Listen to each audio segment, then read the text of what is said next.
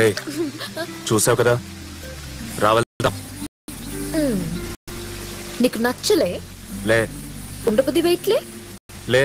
Oh wait a minute, ఈ location లో flash back స్టోరీలు ఏమైనా ఉన్నాయా? అవును, దాంతో వచ్చా ఆ టెంట్ లోనే.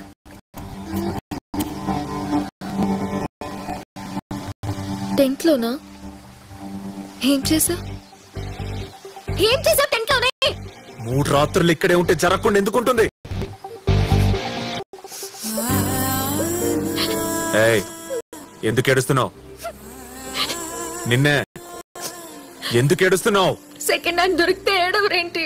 అమ్మా ఇక్కడ షోరూమ్ బండ్లేం లేవు, అన్ని సెకండ్ హ్యాండ్లే.